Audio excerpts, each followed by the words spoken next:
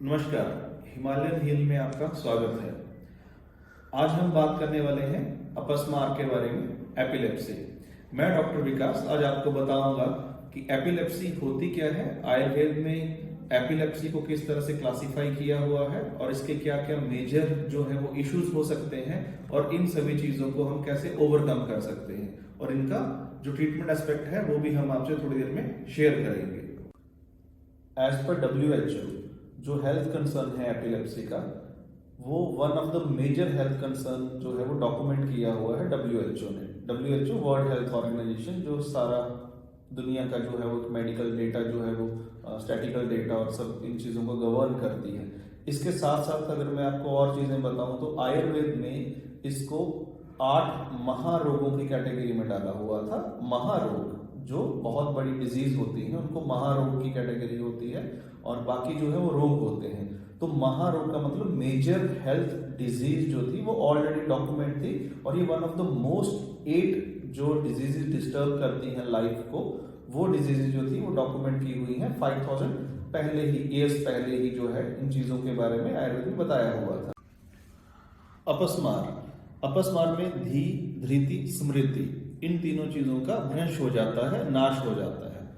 तो बेसिकली ये जो डिजीज है ये ब्रेन रिलेटेड डिसऑर्डर है और एज पर आयुर्वेदा जो है ब्रेन रिलेटेड डिसऑर्डर वात व्याधियों के अंदर जो है वो डाले जाते हैं। तो इसमें मूवमेंट्स जितनी भी होती हैं वो सारी वात कंट्रोल करता है। तो वात जो है वो एक तरह का दोष है।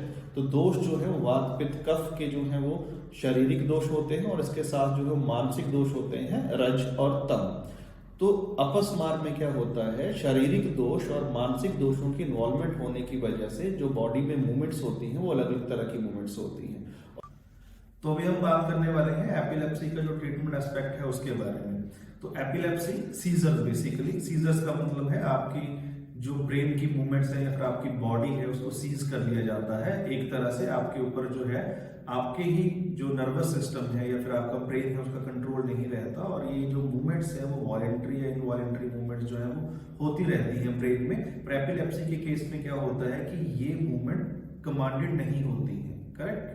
तो जब ये कमांडेड नहीं होती है इसका मतलब हुआ कि आपके हाथ पांव, मुंह से झाग आना, आंखें आपकी बड़ी हो जाना, ये सारी चीजें जो वो देखने को मिलती हैं। और इसके साथ साथ क्या होता है कि पेशेंट में एक तरह का डर होता है कि उसको सीजर ना आ जाए और यही जो डर है वो कहीं पे भी उसको सीजर आने के जो चांसेस हैं उसको बढ़ा देता है।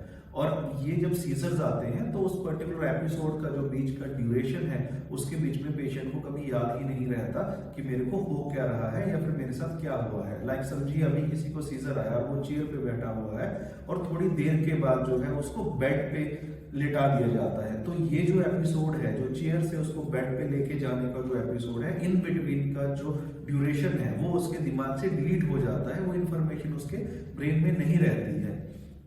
तो यही जो कमांड्स हमारे ब्रेन से जो निकलती हैं, जो ऑर्गन को बेसिकली या फिर जो एक इशारा करती हैं किसी भी तरह का मूवमेंट करने का, वो जो है वो एग्जैक्टली इक्विलिब्रियम स्टेट में नहीं हो पाती हैं। तो यही जो है दोषास का विशेषण होता है जो मैंने आपको बताया, वात पित्त कफ और जो मानसिक दोष है रजस और तम। स्वर्ण और रजत के योग होते हैं और इसके साथ साथ जो हम अपने पेशेंट्स के लिए कस्टमाइज फॉर्मुलेशन करते हैं उसमें मेरा खुद का जो रिसर्च वर्क है अपस्मार आर्य रस वो हम यूज करते हैं, जिसके ऑलरेडी हमने साइंटिफिक डेटा जो है वो कलेक्ट किया हुआ है और काफी R&D के बाद हमारे को बहुत अच्छे उसमें रिजल्ट मिले हैं। तो बेसिकली जो एपिलेप्सी में सबसे मेजर इशू होता है वो होता है कि आपको जो एपिसोड होता है ड्यूरेशन का वो बहुत लंबा होता है और इसमें एग्रेसिवनेस जो है वो बहुत ज्यादा होती है। तो हमारी जो मेडिकेशंस हैं जब इंट्रोड्यूस की जाती हैं बॉडी में या फिर जब कोई पेशेंट लेता है उसको, तो उसकी एग्रेसिवनेस जो है वो धीरे धीरे रिड्यूस होना शुरू होती है और इसके साथ जो ड्यूरेशन है बेसिकली सीजर की, लाइक समझिए 10 minutes of episode of seizure उसको आता था तो वो धीरे धीरे जो है वो कम होना शुरू होता है और एक टाइम ऐसा आता है जो फ्रैक्शन ऑफ सेकंड्स के लिए वो सीजर्स का एपिसोड होते हैं और पेशेंट को पता भी नहीं चलता। और इसके साथ साथ उसका जो है डाइजेस्टिव सिस्टम को करेक्ट किया जाता है ताकि जो मेडिकेशन हम उसको दे रहे हैं वो इजिली बॉडी में एब्जॉर्ब हो सके और वो टारगेट के ऊपर पहुंच सके।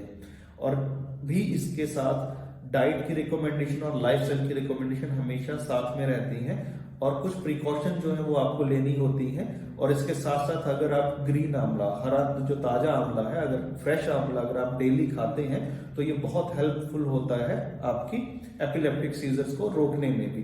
तो मेडिसिन के साथ साथ जो है आंवला खाना और कुछ जो है वो डाइट को फॉलो करना, रिस्ट्रिक्शंस को, लाइफस्टाइल को फॉलो करना जो है आपकी बीमारी को धीरे धीरे कम कर सकता है और बहुत जल्दी आप इस बीमारी से निजात पा सकते हैं।